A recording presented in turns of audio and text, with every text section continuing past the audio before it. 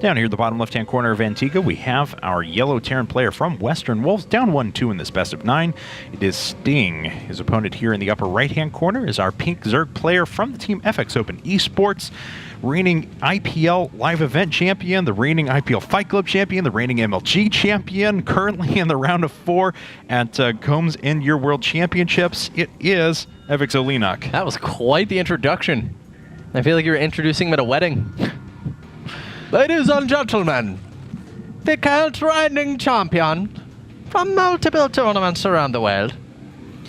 Sting's got his work cut out for him, for real, though. He went from Northeastern to British. Did it? Slipped through Irish, and then found its way back on the East Coast I again. could just stick with Irish if you want. There you go. That's a better one. Yes. I like the breathless, like, slightly exasperated Irish accent there, too, so...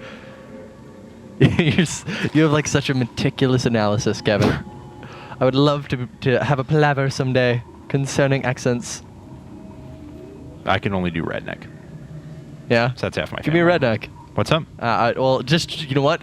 Let's just, at one point during our cast today, can you just throw it in there? Preferably in a play-by-play, so it's way more... All right, guys. No 2 Rex this time. In fact, a CC first coming out of Sting.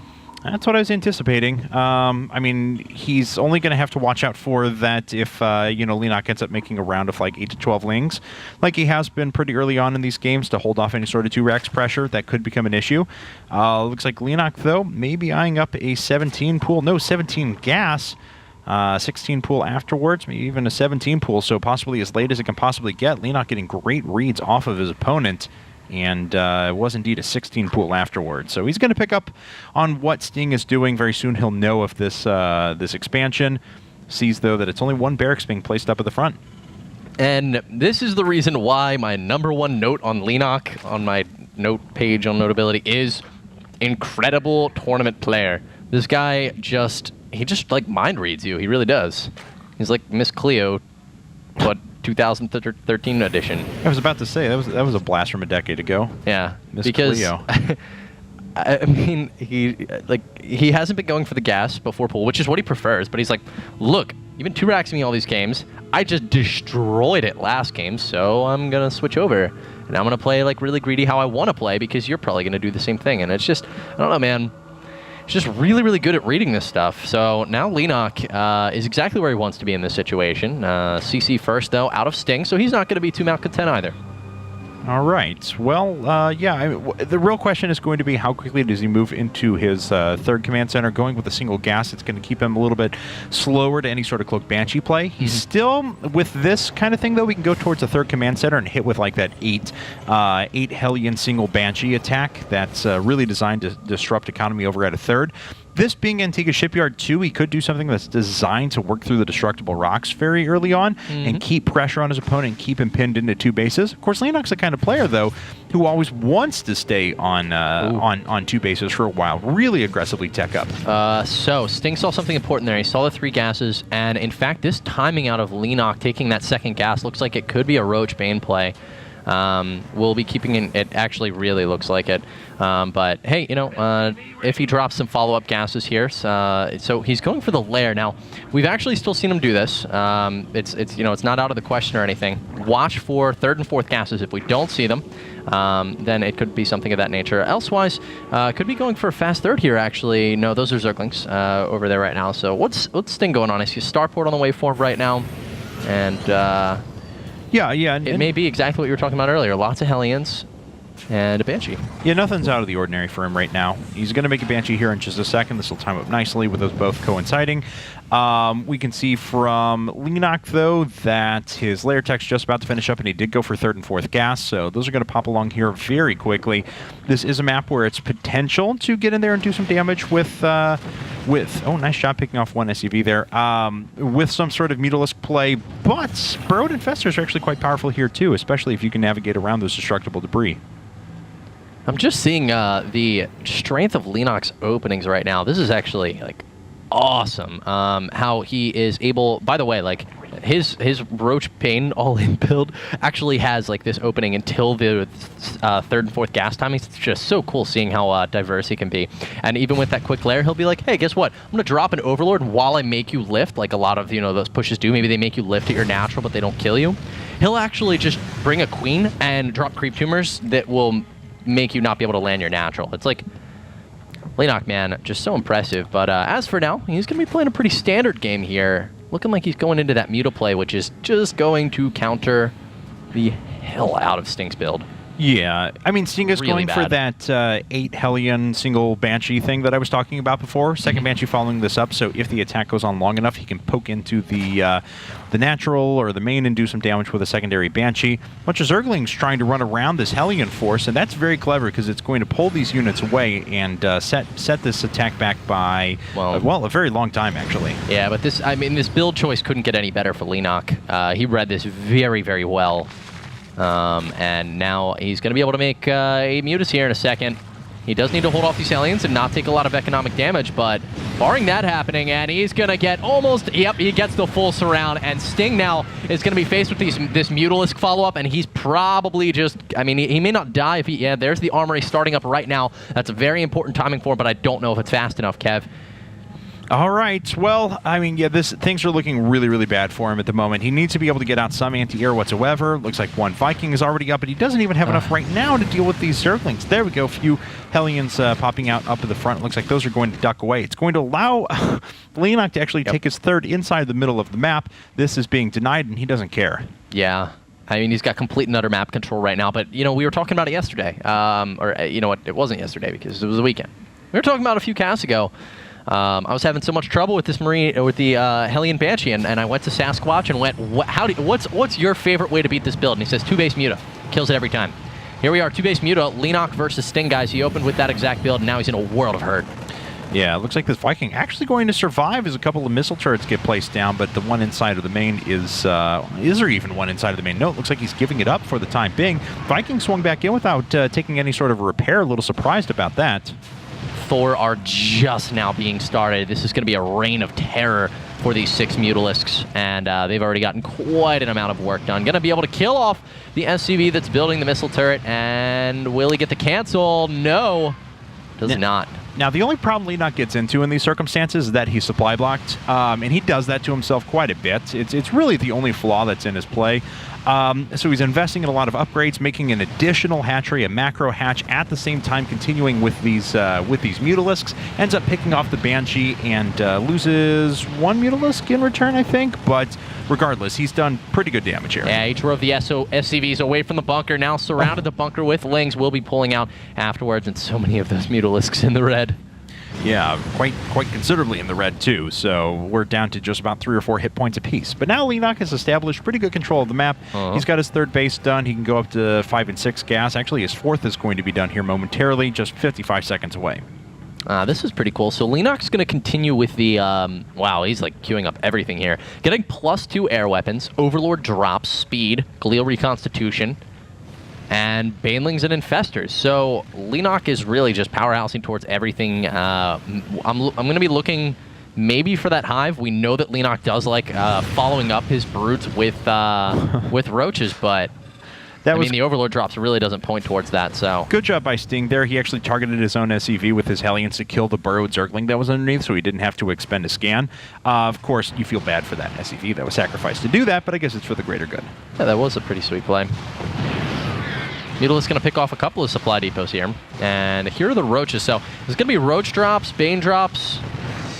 Yeah, I mean, really, at this point, all Leenock wants to do is keep Sting off of this position. 2 Mutas are going to die. No, I can't believe the splash didn't hit that second Muta there. That was interesting. Yeah, I thought that one was gone for sure. All right, Muta's coming forward right now. And the Overlord is going to be a nice little scout there. He'll save a couple of Muta's lives. I mean, he's got a ton of Queens here. Infestors, no Banelings quite yet. Lots of Roaches. Gleal's done in just a second. And he's got +2, but not many Mutas to complement this. So the +2 is definitely an interesting decision, probably for the late game play here. Yeah, I could imagine so. I mean, it certainly still does have its uses. And we mentioned before that he had gotten very, very supply blocked, so he needed something to do with his money. And upgrades are never a bad way to go about things. And Thor going to chase away these units for the time being, but Leenock is on 4 bases right now, currently sitting at a nice, comfortable 75 workers. That is to the 58 of Sting. And Neural Parasite, notably. So maybe going to grab himself a couple of Thor, maybe siege tanks here. A lot of possibilities, definitely with... It's very micro-intensive, but with the Overlord drops, he could make some crazy things happen. Oh, yeah. It could be going for a frontline engagement, too. It is certainly possible. So Leenock really has just complete control of this game. A 3-base Terran is nothing to shake a stick at. I mean, it's still very difficult to try and deal with, but in this scenario, I'd much rather be in Leenock's position. Already with complete control over the middle of the map, he's going to make a 4-roach drop here, or 4 Overlord drop full of roaches, but Sting actually picks up on this very early on. Yeah, but he's only sending Hellions and 1 Thor. There they go. He does have a siege tank in position, notably, but he stands to lose a lot of Hellions right now as the splash is only hitting about 3 roaches in the bottom. These Hellions are a very important element for Sting in buffering this follow-up attack, and Leenock may be able to just lift here in a second, picks off a Thor and gets away, but does lose a good portion of his mutas. So the roaches are all eventually going to die, but that frees up supply and buys more time for Hive Tech to finish. 28 roaches produced at the same time. Leenock dumping almost all of his supply into that. Not too many infestors out on the map, to the best of my knowledge. Yeah, just those 3, that's it. Couple of Neurals, yeah. Seems like that's all he really wants right now. Leenock is so strong with his counterattacks. That's one of the things that we've definitely observed from him in the past. And roaches with tunneling claws, with Gleal, +1/+1, and drops available to them. I mean, fear what Leenock can do with that. All right, well, Sting now has to make a big stand. He's got to sit back and he's got to cost-efficiently shut down one of these attacks. But the problem is that he doesn't know where it's going to happen at. He's made a couple more command centers to follow things up. Yes, that's a nice little touch, so we can start to sacrifice a bit of his workers and not have to worry about it and continue to buffer his overall army counts. But the issue is that where does he defend? If he defends here, Leenock runs up the gut. If he defends here, then Leenock drops around both of the sides. If he attacks, he runs dead on into a lot of forces, but he's got to get something done, so I'm not terribly opposed to that decision. Yeah, I'm just a little bit surprised with the counterattack potential. You know, maybe he didn't realize the tunneling claws were on the way as well, but here we go. Leenock going to be coming for a full surround right now, folks. Swinging in from the bottom, from the top. Neural Parasite on the tanks, trying to get damage, dropping roaches as well during all of this. They are Banelings, in fact, and he's, well, gets the SCVs with him. Nice contact there. Overall, pretty even trade, but know that an even trade for mech is pretty much at a loss. Sting has lost a ton of tanks and Thor here. He did kill a lot of stuff, though. I mean, Leenock is going to have... I mean, he's reproducing his army about 15 seconds slower than he wanted to, because otherwise he would have been at the moment where he could have made a bunch of Corruptors and then started to morph in Broodlords right now. So this was actually pretty well timed out of Sting, I have to say. Tanks are unsieging. That's exactly what Sting needed, as there were roaches about to sneak up under his siege tanks. Now he's going to be pushing forward once again, but Leenock is remaxed. He's at 185. He's going to push in, and, well, those roaches are very much clumped. The roaches do come in from the back, however. Nice splitting at the end here, but overall, not enough. Yeah, I mean, this was well timed out of Sting. Like we said, it was a moment that Leenock wanted to be able to sit back, because otherwise, right now, he'd have like 6 or 7 Broodlords, and this is a totally different game if that's the case. I mean, I fail to see why Leenock. This is actually what I want to mention earlier. Why not a planetary out of Sting, but especially with a mech army, but and Leenock being so good with counterattacks. But Leenock could have dropped on those tanks, Kevin. There were only 2 Thor. Like, he absolutely could have dropped on those tanks and instead marched 50 supply of roaches to die before they really did anything, unfortunately. All right. Well, a little bit of questionable decision-making after Leenock did have this game well in hand. He was ahead in almost every measurable category. He was ahead in tech. He was ahead in economy, in just sheer bases. Pretty much everything was working for him. Nice Mutalisk to be able to stop this orbital command off to the right-hand side. And looks like this orbital command is going to be lifted off to the top left-hand corner, but Leenock should be able to pick up on that. Sting is definitely battling his way back into this game, though. Not going to pick off this Broodlord. This is another thing, by the way, that's like trademark Leenock. Lots of Queens and lower Broodlord counts. But Queens are getting picked off. Those are pretty important units. Nice transfuse once again. Will he have another? Yes. In fact, he does. But no 4th base is something that is very, very important to note here for our Zerg player. Yeah, I mean, and Sting's in a really good spot now. Yep. I mean, this is a complete turnaround. I mean, things were looking great for Leenock, and Sting has found a way to battle back, take advantage of some questionable decision-making, and now finds himself in a pretty decent spot. Not really much of a way to put on pressure onto his opponent's economy yet. Needs to rally up that massive late-game force, but he's getting there. Yeah, you know, you were definitely right about Sting pushing out at the right time. Leenock just had so much, I felt like it just didn't matter, you know? But then Leenock was just kind of careless with his forces, and suddenly we're in this situation where, I mean, with that beautiful timing out of Sting, here comes a counterattack from Leenock, and he needs this to do a lot. Yeah, I mean, but, you know, you mentioned it. It came at a time that was really disadvantageous for Leenock, and unfortunately, instead of going up and waiting and pushing ahead with higher tech, decided to remax on nothing but roaches and lings, which just got chewed up by that mech army. All right, well, Sting is working. taking too much damage right now. Every SCV at his third has died, almost every SCV in his main, and quite a few at his natural expansion as well. In fact, what is his SCV count currently at? It is 14. At 14. So Leenock has destroyed Sting with this attack, and now Sting is going to have to follow this up with an all-in. Leenock is doing everything he can at home to prepare. It looks like. Why? Does he have larva? He has 5 larva. He needs to use those 5 larva, Kevin, because he has money, and he needs to spend that money. And it looks like he's going to be making broods with it. Yeah, I mean, 6 Broodlords coming out, an additional 7 Corruptors to join that too, because especially right now, Sting basically needs to attack and do economic damage, and he has a very large force. I mean, that is nothing to sneeze at. A lot of Thor. Look at this. I mean, now as these Broodlord counts continue to increase, it's going to get increasingly difficult, and Leenock has retaken a big advantage. Leenock loves his queens. We were talking about this before. Loves his queens on the ground, transfusing his Broodlord. So instead of relying on high Broodlord counts, which kind of, I mean, you know, they die to Thor anyways with that splash damage, he'll leave a fair amount of Corruptors and just transfuse the living hell out of his broods. That said, Leenock can't be losing those queens. If they die to those siege tanks, he's not going to have a way to sustain those Broodlords, and he'll end up losing this game. But if he can hold this push off, Leenock's probably going to take the W. He's got a big Corruptor force, too. There's 5 out, 8 more, 13 in total, in addition to the 8 Broodlords that he's going to have on the map. So his force is getting pretty staggeringly large. He likes his Infestors, too, but there's only 1 of those on the map. So it's not going to be too big of a threat. It's mostly just going to be this air army with the Queen supporting. All right, well, here comes the push. Hellion's going to be leading the charge here. Leenock can't be losing these queens. That's a really big thing to keep an eye on here. Nice transfuse, going to save one for the moment. The Corruptor stacking up a little bit, taking some heavy damage from these Thor.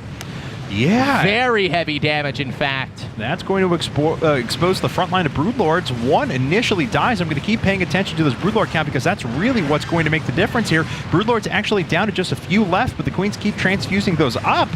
So the Broodlords are able to survive for quite a long period of time, and now that the Vikings are down, it's just Thors remaining. The Broodlords are getting whittled down one by one, though. There's only 4 remaining left on the map entirely, but Sting's not really making anything behind this. He just does not have an economy. Leenock still actually pressuring down here with this Roach. Leenock's not making anything either, Kev. You know, he's got these Corruptors, could morph them into Broodlords.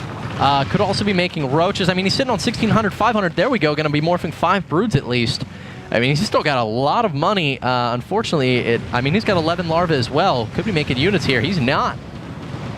Very crazy game we're seeing here. This is a little sloppier than I had anticipated out of these 2 players, I have to admit. It's been more kind of a slap-down, drag-out fight than it has been just kind of clean, large combat. But Leenock's about to lose a base here. He does actually throw down a scan. He's going to pick up on some of these drones that are burrowed underneath, too, so he's certainly getting in his licks. Yeah, he definitely is taking, as you said, you know, Sting needed to do economic damage. Now, here comes a Roach counterattack, so Leenock makes sure that even if he takes damage, if he kills this army, he wins, which is very, very important. Broodlord's going to get in some damage right now. Nice transfuses from these Queens, keeping these Broodlords alive as long as possible, and if he can kill these Thor, he can win this game. Yeah, and he's starting to whittle against these Thors now. As we can see, the front line of those are getting very, very low. There are 3 Broodlords left, so it is going to come down right to the wire, especially as the Roaches are actually reinforcing a little bit too slow. But now, Sting is down to just 44 supply, and each one of these he loses, drops that by 6. So the last Thor is about to fall. The Roach counterattack is hitting down to the bottom left as well, and these siege tanks are going to be able to move through everything, or not going to be able to move through these quick enough. And while it was a narrow victory, Kevin, it looks like it is going to be a victory for Leenock, as Sting has no way to deal with these Roaches and no army left to kill Leenock. So 13 supply to 130, that's literally 10 times the supply.